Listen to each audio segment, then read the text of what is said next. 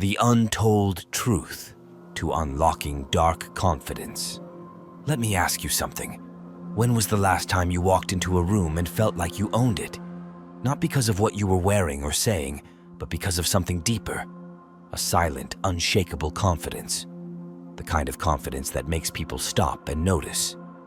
The truth is, most guys will never experience that level of confidence because they're chasing the wrong things.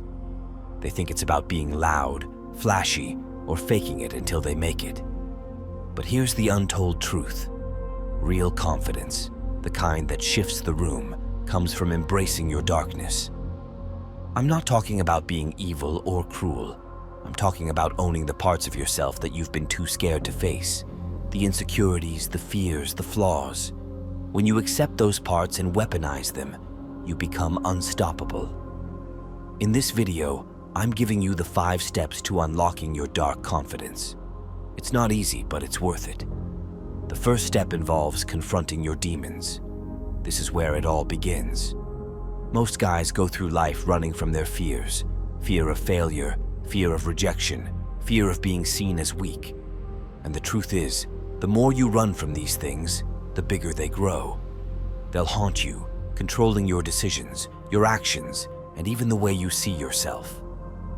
The first step to real confidence is to stop running. Sit with your fears. Acknowledge them. Write them down. Ask yourself, why does this scare me? What's the worst that could actually happen? For example, if you're scared of failing at something, break it down. What's the worst outcome? Will you lose money, time, or maybe some pride? Most of the time, the fear isn't as bad as you've built it up to be. I used to have a crippling fear of rejection.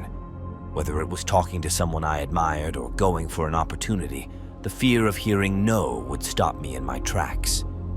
But then I started challenging that fear head on. I forced myself into uncomfortable situations, like approaching strangers or taking risks at work.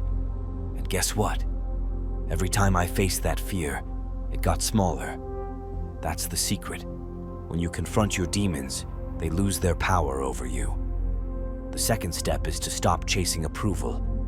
Confidence dies the moment you start living for validation. Think about it.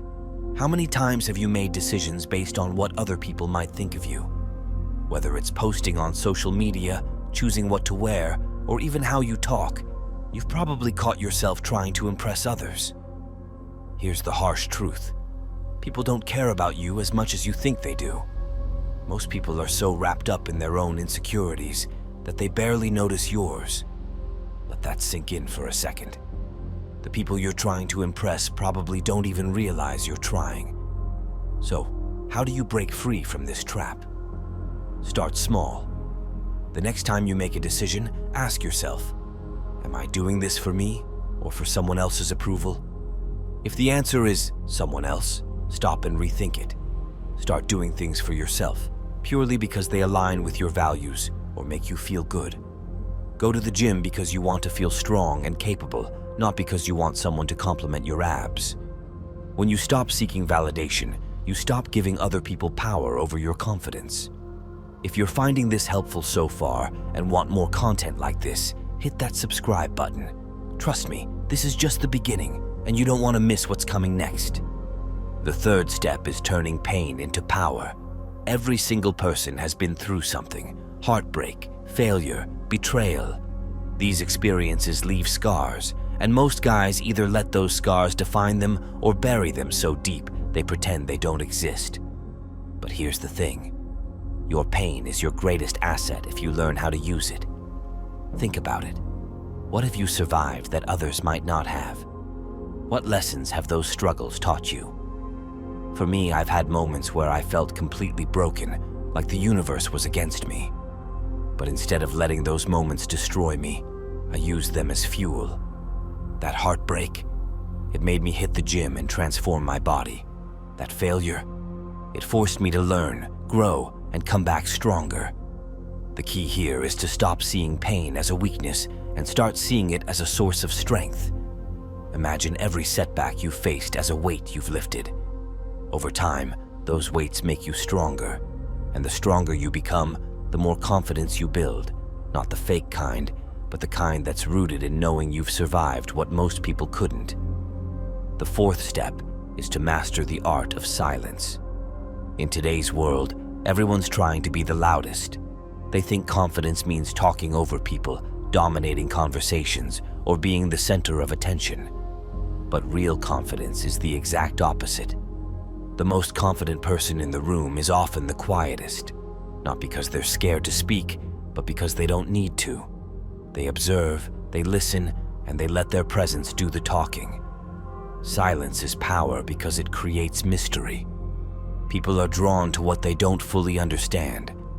Try this. The next time you're in a group, speak less. When you do talk, choose your words carefully.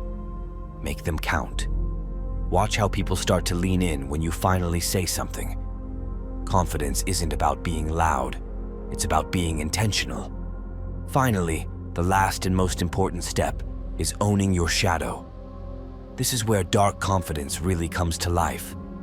Your shadow is the part of yourself you've been told to hide, your flaws, your insecurities, your mistakes. Society teaches us to be polished, perfect, and presentable, but that's not real. Real confidence comes from embracing your imperfections and owning them so fully that no one can use them against you. Think about it. What if you stopped apologizing for who you are? What if you looked at your flaws and said, "Yeah, that's me, and I'm still here, still standing"? That level of self-acceptance is magnetic. For example, I've always been overly ambitious, so much so that it sometimes pushes people away. For years, I tried to tone it down, thinking it made me too much. But the moment I decided to own it, everything changed. Now I see that ambition as part of my edge, and I use it to drive me forward. When you own your shadow, you become untouchable. People might criticize you, but it won't matter because you've already accepted yourself. So there you have it. Confront your demons, stop chasing approval, turn pain into power, master the art of silence, and own your shadow. This isn't about becoming someone else. It's about becoming more of who you already are. Oh, and before you go, if you haven't already, hit that subscribe button. This channel is all about leveling up and unlocking the best version of yourself. Don't miss out on what's coming next. If you're ready to unlock your dark confidence, start today. Pick one of these steps and put it into action. Drop a comment below and let me know which one resonated with you the most. I'll be checking and replying to as many as I can. Remember, confidence isn't about being fearless. It's about facing fear and moving forward anyway. You've got this.